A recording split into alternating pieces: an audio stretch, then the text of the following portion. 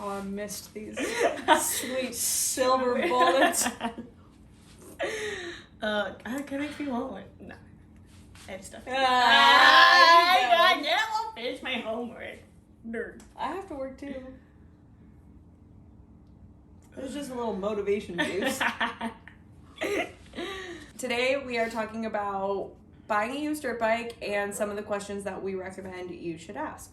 Yeah, it's really exciting when you're going to buy a dirt bike, but it can be very intimidating because you want to make sure you're not getting gypped out, or you want to make sure you're getting the right bike for you. So we came up with a list with a few things that you can ask to make sure you get the best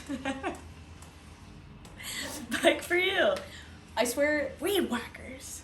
they saw us filming and they were like, you This know is what? the time. You know when would be a good time to weed whack? Right now. Oh my gosh. Probably something in Yeah, there. and obviously, like, you never truly know. Like, no amount of questions that you can ask will guarantee that you're getting a perfectly working bike, especially if you're buying it from someplace like Facebook Marketplace or Craigslist or, you know, like a friend of a friend of a friend. Obviously, if you're buying it from a showroom or, you know, like a power sports store, you probably have a better chance that the bike is going to be in good working condition because they don't want to put an unsellable bike on their floor. And if you are in a store and you see like a rusted and crusted out bike that like does not look like it's been taken care of, you probably just want to like leave the store. Yes, Like I probably just wouldn't shop there. Yeah, definitely. So yeah, but just some questions that... That's it, I'm fighting someone. Step right up, step right up. Sick my chihuahua on you. Oh, and here comes the Oh, mail guy. okay. Alright, it's a We party. need a recording studio. Okay, so first question that you should be asking is how long have you owned this bike? So that'll give you a good idea. You know, if they've owned the bike since the very beginning, they're the only owner, then they'll probably have a better idea of what work has been done to the bike and what the bike has been through, versus if the person you're talking to is like the fourth or fifth owner, there probably is some miscommunication or things that got left out, mysteries of the bike along the way. So just a good question to help give you a gauge of their knowledge of the bike. Question number 2 is going to be asking how has the bike been stored, so whether that's going to be indoors versus outdoors, covered versus not. This is going to give you a good idea of what elements it's been exposed to over the time the owner's had it, and just how well the bike's been taken care of in general. Yeah, obviously if the bike has been sitting outside, uncovered, you know, exposed to the elements, there's a much higher chance for deterioration, erosion, stuff on the bike falling apart, especially while you're riding. You definitely don't want that to happen. Yeah, exactly. And if the owner took good care of it, it's a chance that the bike is going to be in better shape too. So, something to ask. Third question that you should be asking is how many hours are on the bike. So obviously, in general, the lower the hours, the better. But what's, quote, acceptable in terms of hours will also depend on how old the bike is, what condition it's in, and who the previous owner is and how well they took care of it. But it'll just, again, give you an idea. I swear they're going to start weed whacking our front lawn. This weed whacker is extremely loud compared to other weed whackers, though. No, it's the leaf blower. It's not a Oh, weed a whacker. leaf blower, no? We've moved on.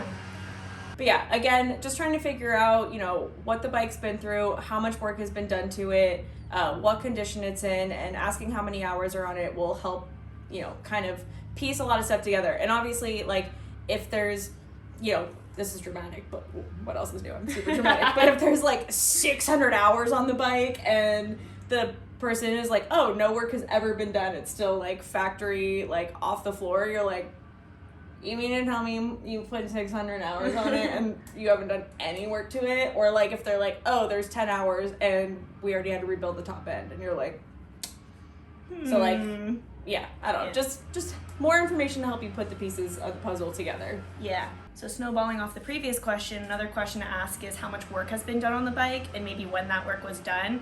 Because if there has been a ton of work done it like recently or even over time, that's going to give you a show of, you know, what you're going to be getting yourself into in the future. That might be a forecast into you having to do a lot of work on the bike. So definitely gauging that also in comparison to what year the bike is going to show you exactly what you're going to get yourself into. I don't know how to sum that up, but yeah.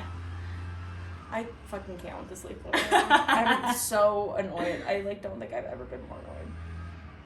Except maybe when you're driving. But question number 5. So asking the person whether they did the work themselves or if they took it to a professional mechanic. And that's not to say that one's better than the other, because we know some superb garage mechanics.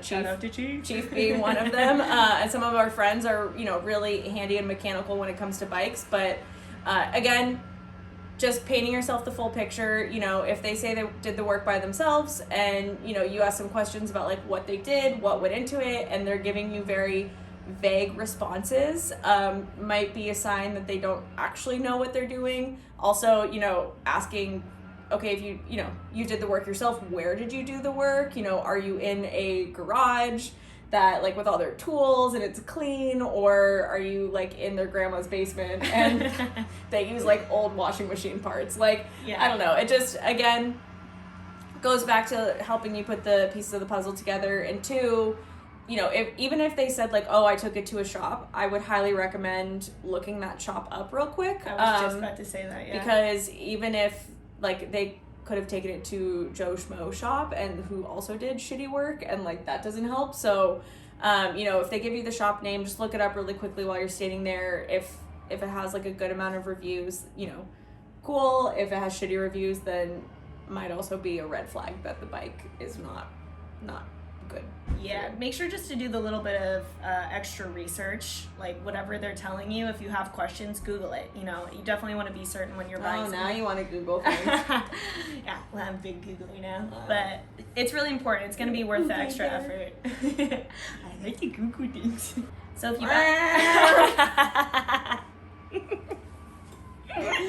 hey, next question.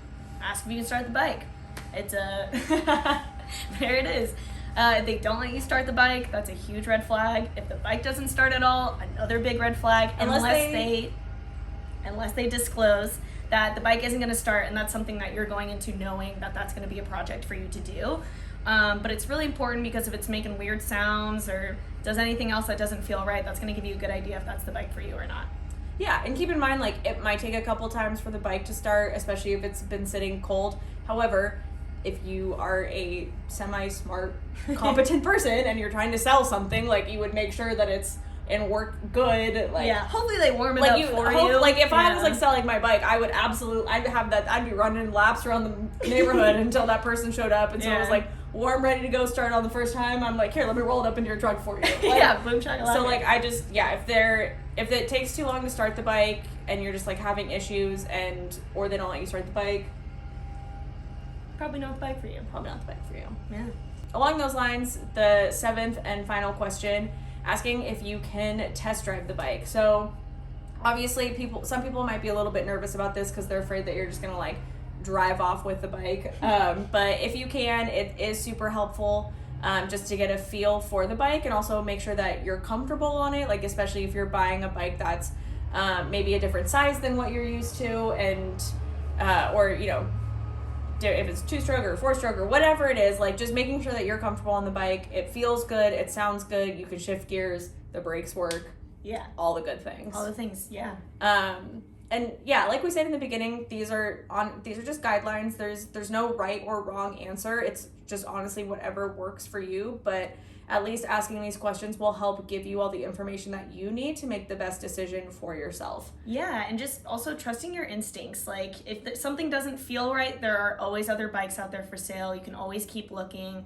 Do your research if something's not matching up, but just at the end of the day, trust your intuition. Even if it seems like the perfect bike and something's not sitting with you, take time to think about it. Like, there should be no problem with that, and there's always more bikes to look at. Totally. And yeah, like Kelly said, do your research, not just in terms of what bikes are out there, but also price. So, get a feel for what, if you're looking at a 2008 CRF 250X, like, what are other people selling it for? So that way you don't show up to this person's house and highball them, lowball them, they're trying to gouge you, like, whatever it is, just so you have an idea and you feel confident that you're asking for the right price for the bike. But that also, again, depends on how many hours are on it, how much work has been done, are there any aftermarket parts, etc.